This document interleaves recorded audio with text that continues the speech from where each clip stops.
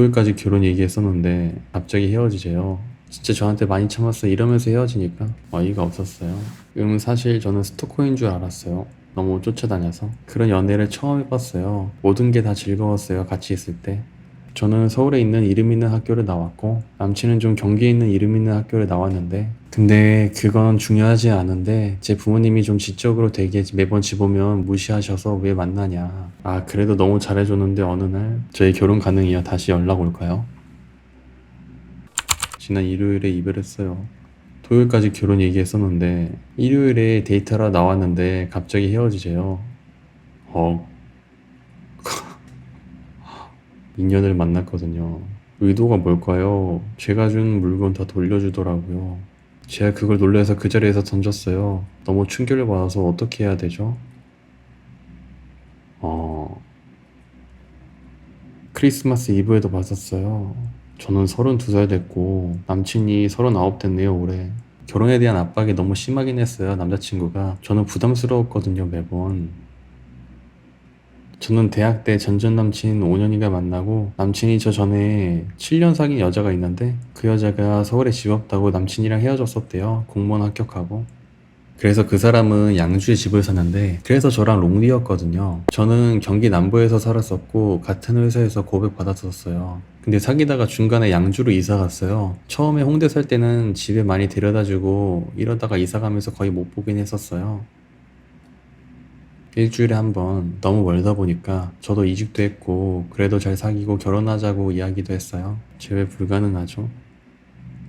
참고로 누나가 3명이었는데 누나들이랑 엄청 친했었어요. 헤어진 거는 이번이 처음이에요. 2년 만나면서 많이 싸우긴 했어요. 진짜 저한테 많이 참았어 이러면서 헤어지니까 어이가 없었어요. 뭘 참았는지 알려주지를 못해서 이제 자기 자신을 챙기고 싶다는 거예요. 사실 저는 스토커인 줄 알았어요. 어떤 부분 때문에 너무 쫓아다녀서 제가 좀 철벽 쳤었는데 근데 계속 집 근처 놀러 오고 저는 그 당시 사실 애인이랑 권태기였는데 장점은 너무 감정적으로 친구 같고 즐거웠어요. 감정적인 소통이 잘 되고 좀 편한 부분이 있었어요. 어땠어요? 같이 수영도 하고 막 같이 자전거도 타고 공연도 보고 활동적인 데이트를 많이 했던 거고 그런 연애를 처음 해봤어요. 모든 게 다 즐거웠어요. 같이 있을 때. 아, 같이 있을 때 있었던 본인의 모습이 그 모습이 마음에 들었던 거죠. 이 남자와 옆에 있으면은.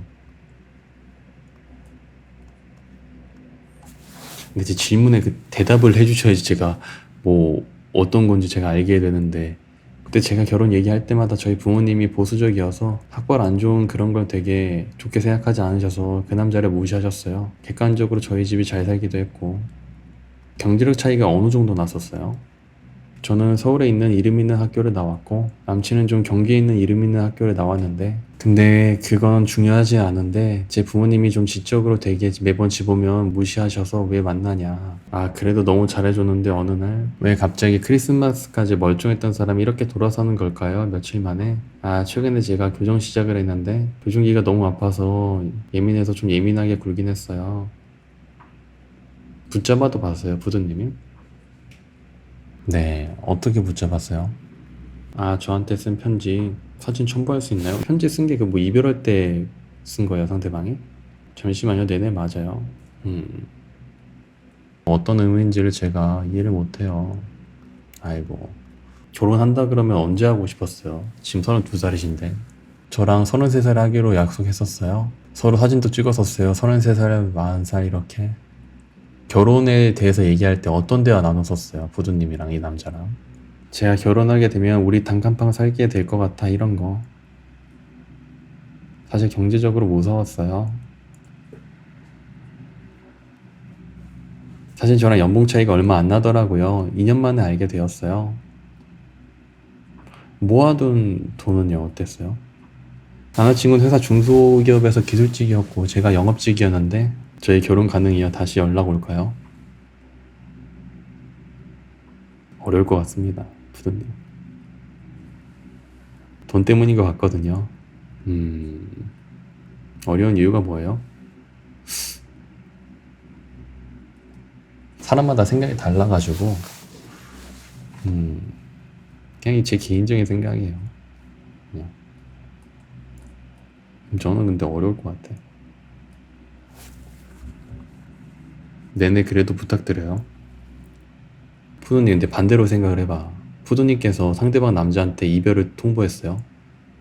예를 들어서 몇 개월 동안 계속 이별에 대해서 되새김질하면서 이별 통보했는데 상대방 남자가 갑자기 이별 통보한다고? 이렇게 얘기한다고 생각해봐. 그리고 그게 남자 여자 뒤바뀌었다 생각해봐. 저 바보인가 봐요. 이해를 못해요, 윤유. 아니, 그렇게 얘기하지 마시고 도대체. 그러니까 그 남성분께서 32살까지 연애를 할 동안 처음 느껴보는 감정을 느낄 수 있도록 즐겁게 연애를 할 수 있도록 배려를 해준 거잖아요. 그죠? 근데 그게 남자 입장에서 봤을 때는 엄청 정상적인 건 아니야. 그니까 그렇게 한 이유가 있을 거야. 결혼 얘기를 했었으면. 왜냐면은 본인의 경제력이 부족하고 푸드님께서 학벌이 더 뛰어나고 집안이 좋잖아요. 그런 거를 감안해서 본인이 데이트도 계속 활동적인 거 해주고 감정적으로 다 맞춰주고 했던 건데, 그렇게 한 거는 경제적인 부분에서 본인이 부족한 부분에 있어서 본인이 자존심이 상하고 싶지 않기 때문이야. 근데 그런 부분에 있어서 계속 지속적으로 그 남자가 자존심을 타격받아왔죠. 그 부분에서 계속 참았다는 거야. 그리고 내가 단칸방에서 시작하자, 쌓아가자 이런 분위기 줬을 때 흔들리지 않는 모습을 기대했을 겁니다. 전에 7년 만난 여자랑 헤어진 이유가 뭐예요? 그 상대방 여자가 서울에 집 없어가지고 그 남자랑 헤어졌었다며. 그런 기억이 있는 남자니까 그 부분에 대해서 당연히 민감하겠죠.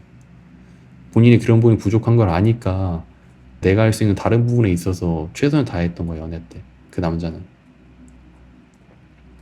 근데 본인이 원하는 부분에 대해서 충족받지 못했을 때 거기에 대한 현타가 강하게 세게 온 거죠.